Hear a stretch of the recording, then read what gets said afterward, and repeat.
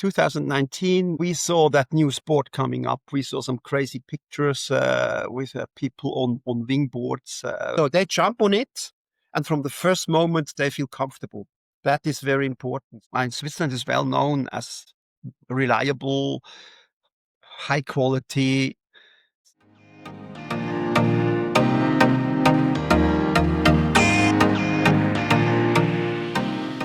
Before we jump in, I just want to say a huge thank you to everyone who's subscribed to this channel.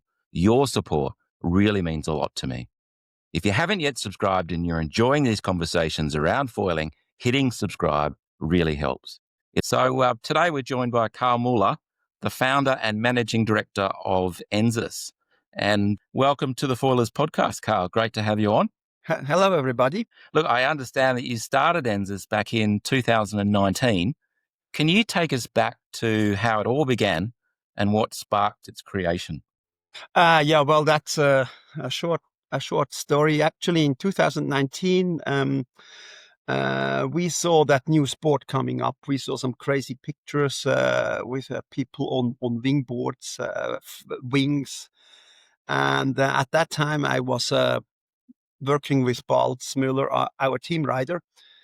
And he jumped on one of this gear in Silva Plana, and after an hour he came back and he said, "That's what I want to do. So this is my sport." So it took him only like a few minutes to be completely convinced that this is the future in foiling. So at that time I was distributor for different brands. So I tried to get some contracts with other brands, and they more or less they all said that this guy is too crazy and we're not with him. So we said, okay, we can do that ourselves. We can do good wings and good products. And so we started that was like actually the motivation to start with our own products and the own brands. And at the same time, Damien Girardin, the wing designer, was available. I knew him for 20 years. He's the best wing and kite designers, I think, in the market. And he spent a lot of time in Switzerland. We went skiing together. And so we were like the three people, perfect setup. Like we had the best engineer, the best promoter, team rider. And I had the network and an idea how we could start with building good products. So that is more or less the simple reason why we started. Yeah. And then we were really lucky. Like we started first wings we sold, the first ENSIS products we sold in the year 2020. And from the first moment, every shipment we got was sold before we had it in our warehouse. So it was like crazy at that time. Nobody could really produce enough wings and products for fulfilling the demand. So that was really, really good. We had like a rocket start with Yeah. And so how long into the creation was that you launched that first product? We started developing in August 2019, and the first few hundred wings we had in the market in April 2020. So it took us almost a year, not really a year. Yeah. But the first 200 was not really a success. We had to do a general recall for all of them. So they were not. Well, yeah, it was a test, and there was something wrong in the production. So we had to recall all of them, but at the same time we could already replace them with new wings. So we also had our problems in the beginning, and we learned a lot during that period. Yeah, but in spring 2020, we had the first products in the market. Yeah. And what gave you the confidence that you knew you could start a company like this in a market where there is, there's other players, some big players? What gave you the confidence that you could make an impact there? That probably sounds a bit strange, but I've been working in that market for 20 years.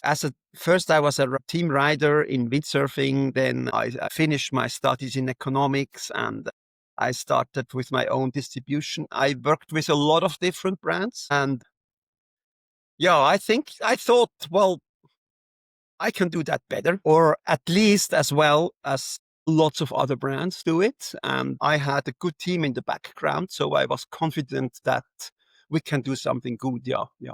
And I was driven by the idea that I wanted I wanted to offer customers products that me myself would love to buy in a shop.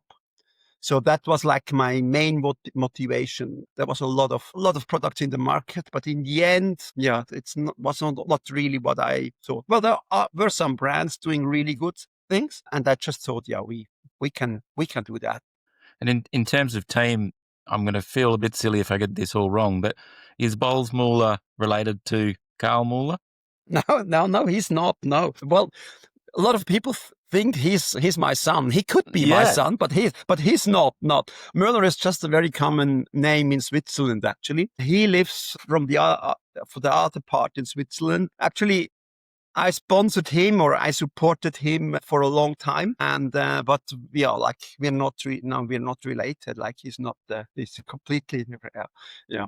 I like there was some funny stories when I was invited to talk with brands, and they invited me because they thought I'm father from Balz, and I do all the contracts for him. So I was just like, we're just good friends, and I supported him for many years. So that's more or less it. I chatted to him on this podcast.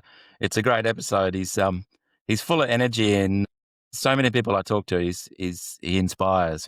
He's quite an inspiration, and just the energy and the passion for this sport is fantastic.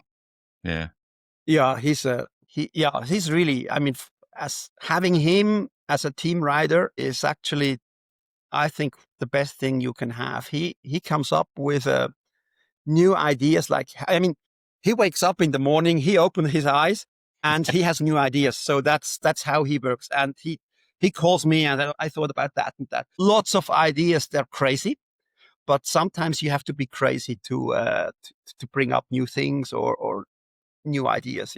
on your website, you talk about Swissness being a strong characteristic of your brand. How does Swiss heritage and culture influence and define brand values and how you approach product design, manufacturing? It's actually one of our values for the brand. I mean, we are purely Swiss. Like Balz he's very Swiss. If he would not be a professional, he would probably stay on his lake and sail there every day. Like, he loves that place. And I think I'm very Swiss. So we're very Swiss. And there are some good values in Switzerland. Like, Switzerland is well known as reliable, high quality in services and products. Then Switzerland is well known for they respect other people and the environment, and probably a healthy degree of modesty. Like, this is like Swiss values that we always bring into everything, like to the brand, into the products, into even we test all our products in Switzerland, and Switzerland is probably the shittiest place to test. So any product that works fine here will work anywhere in the world. It's a good place. And then also all the pictures we do. We like I said, well, we are based in Switzerland. We should not pretend that we are living on Maui on nice beaches. So we started doing photo shoots in the mountains with mountains with white snow caps and beautiful colors, new world of pictures, and this is what we call Swissness. So we don't hide it with that. We think that's really a USP of what we do. Yeah. So that was sort of my next question. I mean, in a market with lots of brands, how does ENSIS most clearly stand apart in the competitive market? That's a good question. Well, we try to be a good business partner or a good partner for shops and customers. We try to offer reliable, good products. We try to have a good customer service. So we really focus on our service quality. So we try to have good service quality. If there are problems, there are always problems. You cannot. There are always some troubles. Like you handle so many different factories, and the development is so fast. It's always something that is going wrong, or so. So you need to have a plan how to solve it. So every brand has warranty cases, and that is not the questions for us. The question is, how do we react? What is the process when we have a warranty? So we try to be really good in these things, like that.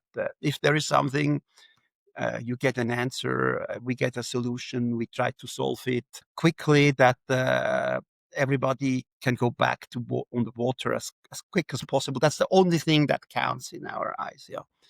Yeah. And as you were saying before, we were talking about bowls, and it's really important for brands to have team riders. What do you look for in your ENSIS team riders, and how do you work with them in terms of product development? We have a lot of team riders, and actually we have a very high female quote in our team.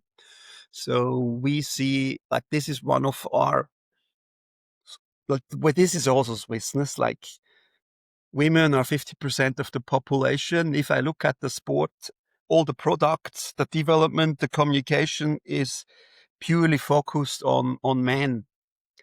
And so we miss out 50% of the potential in, So we have a lot of female team riders. All our products are also tested from girls. Very often they give a completely different feedback than our pro riders. Pro riders, like the pro riders, we need for visibility, and then we work with a lot of local team riders. So what we want to have a local team rider on every spot, more or less, and they give a lot of feedback. These are the people, they're on the water every day. They love the sport. They give feedback. So that's the team riders, and you need them. They're very, very important for the development. Then our development is a bit different. Like the development team is quite small. So we call that internally. It's our development triangle. Like we have the designer, then we have the team riders, and then it's me, from the commercial side, or from the market. And in this triangle, everybody has his duty and his target. Like sometimes a team rider comes up with what they need. They said, we need a new rock and roll. We need this and that for doing these new tricks. It must be faster, things like that. And then we start developing. So we give that briefing to the designer. I check if there is a market, is there customers out there, or is it just a product for team riders? And then it goes around and back, and we try to develop that product till everybody's happy. Like the team rider is happy, the designer says, this is what we want, and I also see a potential in the market. Every product like we develop, we start like that from one of the points in that triangle. Either it comes from me, from the market. I say, we need this, or the designer said, I have an idea, we could do that. And this is very inspiring. So, and then everybody is involved. And then once we have it, we go outside, we let other team riders test. We have a lot of opinion leaders in schools. Like we work a lot with schools because they work with normal customers every day. And sometimes these people use our gear differently than we know how to handle it. We know that how to manipulate with screws and screwdrivers. A lot of people, for them, it's new. So that's very, very good, very important feedback in the development process. Yeah. Does that make sense for you? Yeah. But how do you take all that feedback and refine, and then how do you know when something's ready? I mean, that must be a difficult. It's good to get feedback, but then you have to do something with it, respond to it, and at some time you've actually got to get a product out there, because we all exist to get that product sold. Yeah, well, this is this is what I learned when I studied economics. Like if you have a project, there must be an end. Like when is that project finished? And in timeline, in performance, like yeah. And so if possible, we say, look, we make once we decide, okay, we're going to develop a new board, we say, okay, one point in the briefing is also when do we want to start selling it? And so everybody has to focus on that deadline. Like it must be finished. It's the deadline. So they have to try to bring up the best performance, everything to have the best product. But you can always do better. The longer you develop, the better the product gets. So there is like some point when you have to say, okay, that's the best we can do now. Let's start producing it. And then development goes on, and the next generation we're working on. We're not very fast with our developments, actually. We are hardly ever the first in the market with new products. Sometimes with a Parawing, we were one of the first in the market. That was a lucky situation because we had a cooperation, or our Parawing designer, Patrick, he comes from the paraglide industry. For him, developing a Parawing was like the easiest thing. He said, well, that's easy. I do much more complicated things. So the first prototype we had was already working almost perfect. So we only had to do a few prototypes. So the development was like very, very, very quick. Yeah. But normally we do a lot of testing, and like our team riders, they're very picky. Like they're never happy with what they have. They always say it could be better. They always want to have better performance, and that helps us to do really, really good products. Yeah. Yeah. I mean, yeah, especially in the foil, we probably come to the foil development a bit later, but especially in the foil development, this is a hard development process. But especially there, you need to have people that only aim for the best. Then, yeah. Well, let's jump into that. So you've got the new Maniac foil system. Can you give us a bit of an overview of that system and what were you aiming to achieve in developing those foils? Yeah, in the beginning, we had a really, really good cooperation with an Italian brand, and we helped. Balz was in the development team, and Mickey as well. They gave feedback, and we had great products in the beginning, but in the end, we could never make our final decisions. Like when it came to yes or no, it was always them who decided. So we were part of the development. And after a few years, we said, okay, it's probably time to start our own foil development. And it took us really long. Like when we started that project, the goal was, from my side, was very simple. Actually, I said, our core business is wing foiling. So ENSIS is everything around wing foiling. So we want to have the best wing foil in the market. And I thought it would go much faster than it finally took us almost 2 years to do that development. It took us like almost 1 year to find a perfect mast fuselage connection system that opens all the options for the next 5 years to do development and whatever comes up to be open to these developments. And then we started with the first front wings and first foils. And Mickey was one of our team riders. He's an engineer, so he has a lot of technical feedback. We were looking for a good foil designer from Germany. So we had a really, really good team together. And Michi is never happy with, like, he's so picky with performance. Goes out, rides a foil, he comes back, said it's good, but I know we can do that better. So they go back, change the prototypes, do new things, and once we have developed the front wing, I thought, well, that's easy. We're done. And no, we are not done. We have to work on the stabilizer now. And we learned that the stabilizers are an extremely important part of the foil development. Like, we do dozens of prototypes for stabilizers, testing shape and sizes and angles and everything, just to have the perfect product in the market. And yeah, so you need to have really good development team to have to have a good foil product. Foil is not easy. It's very complicated, and it's very high performance, and every detail counts. Like, I was always angry when I had to use like 3 different screwdrivers on the beach. Yeah. You lose one screw, you don't find it.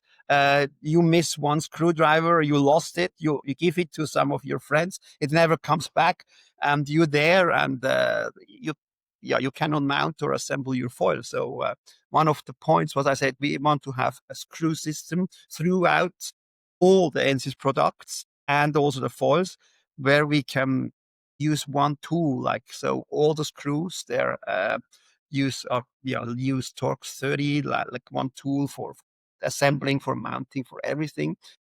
Sometimes it's just small things that are good for better performance and better usability. And so the foils is that normally takes us very long, because we do a lot of prototypes, and only when we think now it's really good, now we're happy, then we start production, then we do the final molds and start producing it. But it was very successful in the end. We had, so far, all the foils we launched, we produced, we achieved the target to have one of the best foils in the market, and everybody is happy with it. So yeah. And so if people were to try your foils, or maybe they're on something else, what do you think they'll notice most clearly that might be different from some other foils on the market? Well, first thing people see is the graphics. So they look really nice. That's important. It's not important for performance, but they look really nice. Like they're not like it's not crazy, but they look really nice. So this is the first that the customer will see. Then the second is, if you try to assemble it, it's very simple. Like it's very simple. You don't need a manual, anything. Just you get one tool.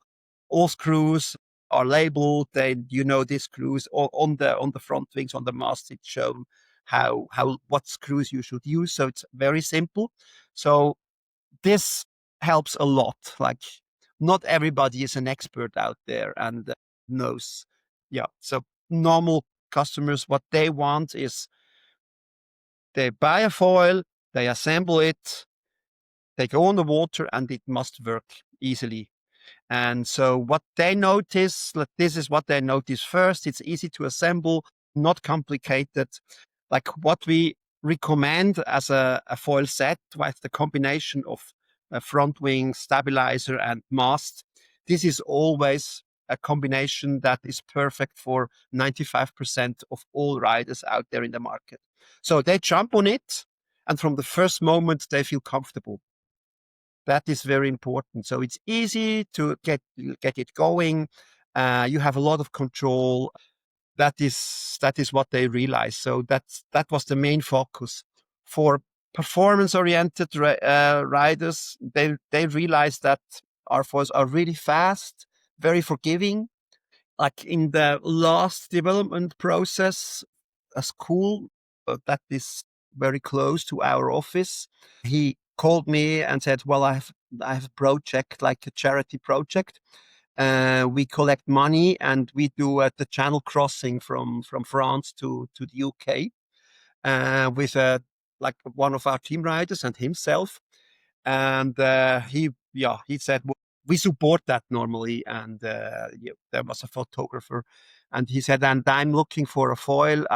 He used like a race foil to go fast, and was uh, training for a few months.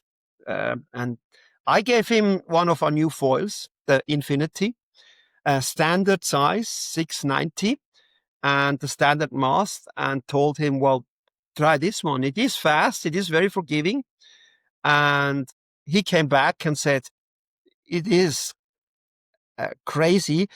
I have the same speed as with the race foil, but a lot more comfort. I feel more comfortable. I can go for hours.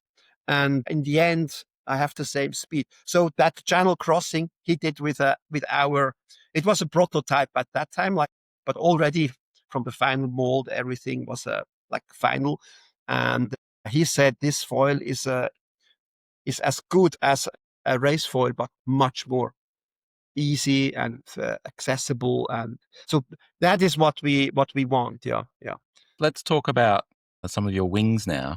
I'm familiar with the topspin wing. I've used that in various sizes. One thing I did notice is you're quite early to have a single boom wing in the market. Like lots of brands have moved to single booms across their ranges now. How did you know that single booms was going to be a good design so early on? Because it works so well with that topspin. That was actually a promise I gave to Balz. He said, Yeah. "Okay, we start that project, but I want to have a boom." From the first moment, he wanted to ride on boom wings. So the first wing we had was with soft handles, and then with a rigid hand, like a no standard wing. But we started very early developing a good boom wing, like, and we saw the advantages of having a boom, like grip wherever you like. You stiffen the strut.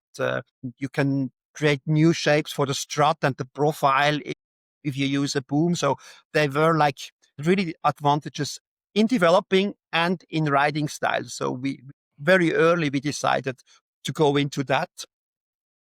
The market was not there at that time. Like everybody still was talking about handles, and but we were convinced that this is the future.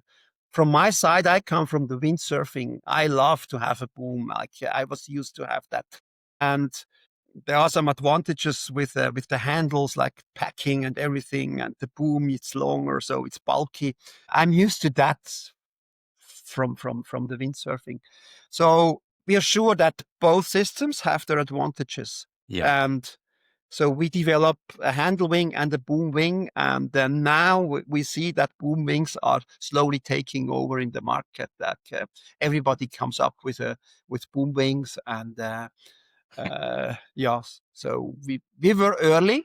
And And you brought out two new topspin wings. You got the topspin and the topspin ace. How yeah, are they different to the previous model? And then what differentiates each of those? Why would you choose one over the other? well, it was a big change internally. The Topspin 2, the one we have now in the market, we started working with a new wing designer, with Patrick. He comes from the paraglide industry. He was developing paraglides. He's lives in Switzerland next door, so it is very, very close relation. And with the new Topspin, we also started with a new design software. So we developed a new wing and the design software. So that was a project that went together, and that took us too long. Actually, it took us really long to come out with that new topspin. And we were also testing new materials. Like we had already the Alula and the standard Dacron material. Patrick, as he comes from the paragliding, he had contact and access to new materials like the Dyneema we use now. And before we start with new material, we do a lot of testing. So the Dyneema wings, we had on the water for more than a year. There were always black. Balz was using it for more than a year. You would not see the difference when you look at it because it looked the same as the other top spins. But we wanted to have long time experience. And on top of that, Patrick brought in a lot of details. Like we started with a new factory in China, and we taught them how to build the wing. So he is very accurate. Like he goes into all the details, like seams. He wants to have the seams exactly the way he's doing them. Like all the prototype he builds in his workshop, so he can build a complete prototype, and then it goes to the factory, and he tells them how to do it. So, like it goes into really detail. So we send the factory the needles and the thread for doing the seams, and tell them you have to use this thread because this is the perfect thread that works best with this Dyneema material and all the seams. And so this was a long process. And what we have now is we have a extremely performing product, easy, and we could avoid almost 100% of the warranties. We have like our warranty is like below 1%, which is really good. So this process was to make sure that the quality and the finishing of the product is always the same, exactly what we want, and we can control it. So that is new for the top spin. So it's a new designer, comes from a new software, and we moved it a bit from the freestyle corner to free ride. So it's more free ride oriented wing. And Balz and Miche, they're using it in freestyle. I mean, 4 meter and 4.5 meter. You don't have really much space for aspect ratio, so this is more or less given. And they use the same wing for their freestyle moves and competitions. Yeah. That's one thing about Balz. If he's testing gear, you probably don't have many people that give it probably such a hard time on the water in terms of what he's able to do with it compared to the average winger might go backwards and forwards, but Balz spends half the time in the air upside down. It's a good test pilot for new products, I would have thought. Yeah, he always tests it to the limits, and well, like the testing process is always the same. He gets it, he looks at it, then he's also a very visual person. Like he tells you immediately he likes it or he doesn't like it. If he doesn't like the product when it's on the beach, it's not even worth that he's going to try it. But most of the time he likes it. And then he gives, normally he's very analytics in giving feedbacks. He tells you exactly this is good for tacking. It's moving up or down. It's like he gives very, very good feedback after 15 minutes. He can tell you. And then the second is like he always tries to destroy it. So he said, "Can I try to destroy it?" And no, not yet. We have to do photo shoot first. But he always it's always like these 3 steps, and in the end he tries to destroy it. Well, he's not destroying it, but he does all the moves that normally he's not doing, or he's always afraid that the gear is breaking. So this is like the steps, and this is good to have. And then the next step, this is like the frustrating part for our developer.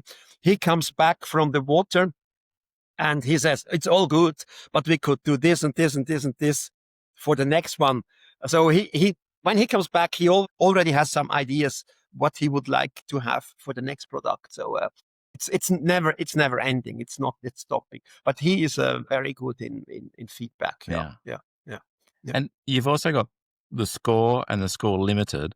How are they different to the Top Spin? And obviously got both new models for those. So what sort of changes have happened with those wings as well? We're actually just finished the development for the next year's course. And there's going to be a small change. Like we will offer this course in a handle version and a boom version. It was time to have a Score with a boom. Yeah. And then on top of that, we will have the the Score Ace with the Alula fabric, also with the boom. So I think that next year there is going to be a big shift in the market from handle wings to boom wings. Yeah, yeah. Yeah. So the main difference, this is actually something everybody asks me, what is the difference between, you have now two boom wings, what is the difference? It's from two designers. It's the Score is from Damien, and the it's lighter. The wing is really, really light. We use shorter booms, and that means the Score is a bit, it breathes a bit more. It is easier for a lot of people. It's easier to use. You feel better the wind. The topspin is probably a bit more a high performance wing than the Score. Schools and rental centers, they love the Score. It's so easy, and on top of that, like, the Score is the best sold wing in our range, so everybody knows the Score and is very confident that it's a good product. It's We do not change the characteristics of a wing when we do new wings. We just try to make it a bit better, lighter, better, faster. That's more or less the difference. Then the limited, or the new one, like all the limited products, we call the ACE, like the Advanced Component Engineering. A lot of people ask, what is the difference from an ACE board, like the high-end board, to a normal board, or the high-end foil or the high-end wing to a standard wing? And my answer is, like, normally always the same. If I look at any sports out there, what is the difference between a professional and average customer? It's more or less, it's always the speed. If you sometimes I play some tennis with my son. If you look at pro, he just hits the ball harder, so it's faster. Biking, like professional biker, he does the same, but he's faster.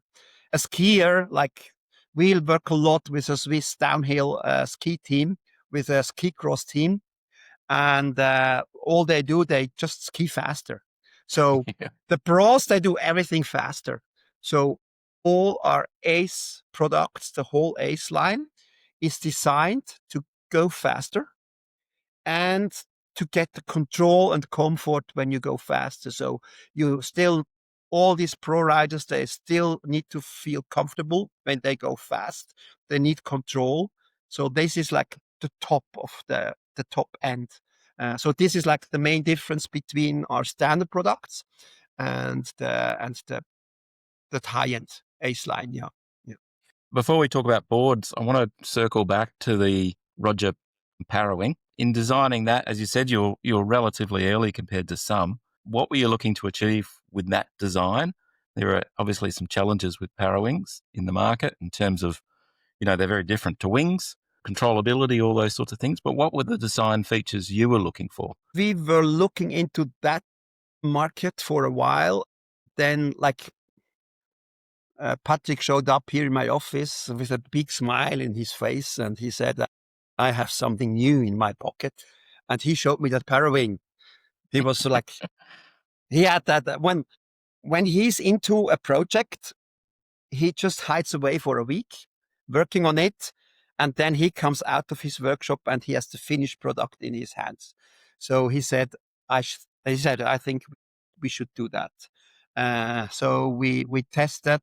Balz and Michi, they tested. We looked what is there in the market. There wasn't much available. Like, always, we saw some guys on Maui.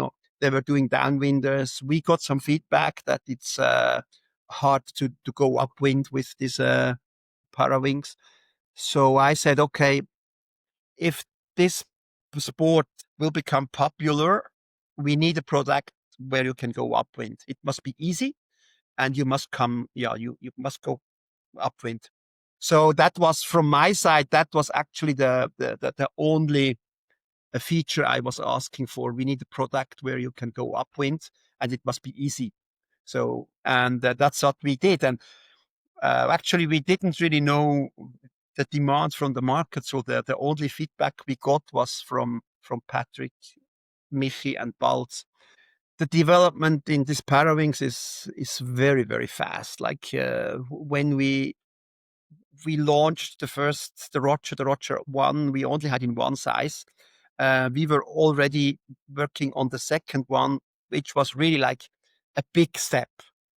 So the development is really fast. It's a new sport, and we learn a lot with every prototype we do. Like the Roger 2 was much more stable, much easier. People found out they were attracted by the pictures. They see Balz and easy, and when they do something, it always looks easy and fun. But also they struggled, and a lot of people realized, Jesus, it's not that easy, and they were a bit frustrated. So we had to build a product that is easier for everybody. So that was easier. Now, where is that sport going? Tell me. I don't really Yeah. know. It's difficult to say what we do from our side. We develop in different directions. So we have a double skin 3-ride parawing in the pipeline, which works really well. It's very fast. You can do upwind angles, crazy. It's for racing, it would be probably better than a standard wing, and very stable, very easy. So this is would be a free ride product. If that market goes into that direction, we would be ready. And then on the other hand, we develop on a very small packaged downwind parawing. You just want to go downwind. There is a market just for people. They want to go downwind. They don't want to go upwind. They don't care. So yeah, at the moment I'm not really sure in what direction this sport is heading, and we just try to be prepared for everything, more or less. Well, what we found out, it's not that easy. So it's not so easy to do. Like winging is still much easier. Yeah. I haven't tried it yet, but I've got plenty of people whispering in my ear that I should give it a go. That's for sure. And I think whenever you go on Instagram, you tend to see a lot of parawing footage these days. So it's getting very popular. Yeah, definitely. It's good. Yeah, I mean, it's definitely it has a potential to grow everywhere. Yeah. Yeah.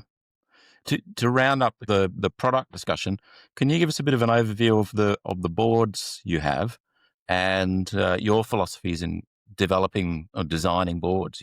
Well, we have more or less 3 lines of boards. We have the freestyle, free-ride oriented boards, which is the rock and roll line. They're short, compact. We just finished the development of a new rock and roll, the competition board, the Ace line. The rock and roll is like the achievements there is like it must be easy. Like with the concave outline concept, it is easy. You can choose a very short board. Starting is very easy, so it's very well accepted from schools and beginners. And then the second line is the Chive, which is a mid-length board, narrower. It's not really for beginners, but you get going much earlier, especially with the new foils. It's a big difference. So the sales numbers for the mid-length board for the Chive has taken over like a lot. And then we try to cover all disciplines without being too specific. So like when I talk to Mich and Balz, I say, well, I don't really know which board I should choose, because I can do anything with all the boards. So I can do downwinders, freestyle, or cruising around, even speed. So, but the focus is normally all our boards are the core use is wing foiling. Yeah. One of our big focuses is schools and beginners. So we have a huge range for school boards, like soft tops, and just their main focus is easy, like easy, accessible, that you have a fast learning process. So this is like the focus on boards. Then when we look in boards constructions, strange enough, is boards the product with the most problems in warranties. Like we have shipping problems with damages and from transportations. Boards is the hardest product to build to avoid warranties, and so like we constantly try to improve the building quality, the constructions, which I thought after building windsurf boards for 35 years, it should be easy, but it looks that it's not that easy. So this is still challenging. Yeah. Getting the balance between the durability and weight, getting that sort of that worked out must be difficult as well. Yeah, weight is the biggest issue. Like everybody wants to go lighter with sports, and there's always a compromise in weight and durability. Like the Balz Pro, the one you have in your back. Yeah, That just was here. that was a project also from Balz. He was really, really angry when he signed the contract to ride on ENSIS boards. In the beginning, he used boards from other brands, and then he said, "Okay, I want to ride ENSIS boards. The only thing I want to have a board that lasts, that is strong enough for what I do." So we had a bet that okay, we can build that. So we were just looking for weight and construction quality. We tried to build it as light as possible and as strong as possible. And it came out very light, very strong, and very expensive. Yeah. It was like at that time, it was the most expensive board in the market. But Balz used that board for more than a year.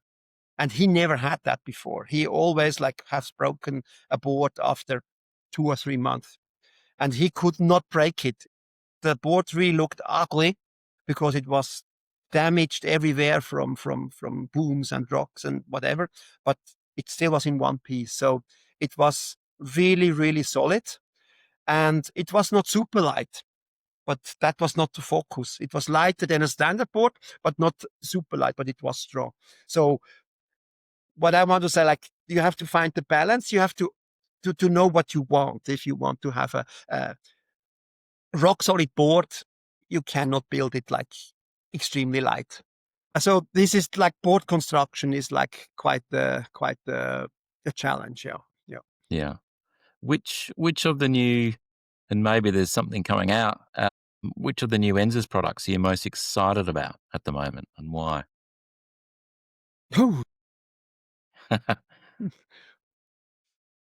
Probably the foils. Yeah. It's Yeah. the hardest. It's the hardest to build. And when we started that project with the Maniac foils, I knew we can do something good. We had the people, but you're never like 100% sure. And what we have now is better than what I expected. So it's like we really have, and now we just finished development of a new high aspect foil. And I'm always the last one testing it. Like I'm the average customer. Once the product is finished, I go out and test it. And Mickey, he was not sure that I would love it. He said it's probably a bit. I'm an average winger, like so. I'm the standard customer. And he said, "Well, I'm not sure that you like it," and I loved it. It's so easy. And after this long development periods, like you work so long for a product and you finally have the final product in your hands, you test it and you see, Jesus, it's exactly what we wanted. I love that moment. Yeah, I love that moment. Yeah. Yeah. Yeah. Given your history in windsurfing and all those years watching that develop, what's your take on the current state of foiling and its evolution? Are we in very early days, or has it got a long way to go? Is it going to be much, much bigger than than windsurfing ever was? What's your thoughts on where we're heading, crystal balling? When I look like in the beginning of the wing, in the first 3 years, the main development was in the creating a good wing. Like then we just took a foil that was in the market. Then we worked on boards. Like we saw that boards can help in performance. And now the biggest development is in the foils. Like what there was a big step from what you had 2 years ago and what you have now in foiling. And I think foils, we are just in the beginning of the development. There's so many foil ideas in the market. And we work together with a company that works for the America's Cup. And they come up with a very crazy new idea. So I think in the foil industry, we are just scratching the bottom at the moment. We are really like, and this means if you have a new foils that allows you to go faster, you also have adapt to the board and the wing. So yeah, uh, so one. Yeah, one ask for development for other products. So it's but I think in the foils there is still potential. Yeah, yeah, yeah. I want to ask you some quick fire questions. Sometimes we end up chatting about these more than quick fire questions, but that's okay. So I'll ask you a few questions in a row now. If you could foil anywhere in the world tomorrow, where would it be? There are two places in the world that I like most. One is in Switzerland, it's Lake Plana. I love this place. It's probably not the windiest place, but everything around it is great. And the second spot where I actually would love to be now is Western Australia. I spent so many Christmas there with my friends. I love the environment. I love the people. It's easy. So that's my two favorite places. Yeah, actually. Yeah, well, that's nice. That's where I am now, and it is in summer. She's a pretty reliable spot on the west coast of Australia for wind, anyway. Yeah. What's your favorite part of the design process? Is it dreaming up ideas? Is it testing? Or is it refining? Or is it launching, perhaps, getting the product out there? Well, I can tell you what I don't like the most. This is the testing. Like testing is not fun. Well, sometimes it's fun, but uh, like if we have a new product and we have to test it whatever weather or conditions there is. Like sometimes we tested products here in Switzerland and it was snowing, but we had to get a feedback on some different things. So this is like probably the part that I don't. Sometimes I hate, but you have to do it. That's the job to be done. And well, I think yeah, I like most when I get the final product, when I get the shipment of samples, I unbox it. Yeah, then I love it or I hate it. But normally I see what it's like. I'm really excited. I Yeah. unbox it and I see, Jesus, that looks nice. It's exactly what, and you always Yeah. see like just drawings and the graphics, it's just drawings and then you see the real product and you see, yeah, this is what we were looking for. So this is probably the moment I love. Yeah, yeah, yeah. And in developing ENSIS products, what's been the biggest engineering headache, but turned out really well in the end? Well, it's the foil line, the Maniac foil Yeah, I did lines. wonder. Yeah. It's most people are involved there. We have the biggest team. We have it's an incredible team. Like sometimes I think, how on earth can we work with all these people? It's like the best engineers. They work for ENSIS because they love the sport and they love the brand. They love the challenge to develop something new, the best product in the world. And this is really this is really good. Yeah, yeah, yeah. And what word comes to mind for you that describes foiling? Freedom. Yeah. It's yeah. You're Yeah. out there. You don't feel anything. You hear the wind. It's just you forget everything around you. It is an addicting feeling. I agree with Yeah. freedom. Yeah. What's the next adventure or challenge for you and or ENSIS on the horizon? Well, at the moment, there are difficult economic market situations. So Yeah. it's not in a very exciting part of our business, but it's the reality. And so next is like to go through the times with the wars everywhere in the world. I hope that we're going to see better times soon in the next years. This is really like this sits a bit in the head of a lot of people. So it's like the first time since I'm in that industry is that people are talking about war and politics on the beach. That never happened before. So this is like, it's, oh, Jesus, we are talking about, this is not why I go to the beach. I want to forget everything around me. And so this is probably the challenging situation of the global situation. Yeah. For ENSIS, we just take it what comes. We are always looking into new ideas. We love to take up new ideas and new development. This is for sure a challenge to react on new developments, to see new trends. But with the team I have, like they're so into new ideas. Yeah, we're ready for that, I think. Yeah. Yeah. Fantastic. Thank you so much for joining us on the podcast today, Karl.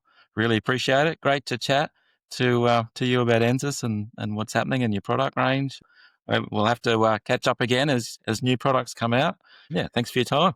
Thanks for invitation.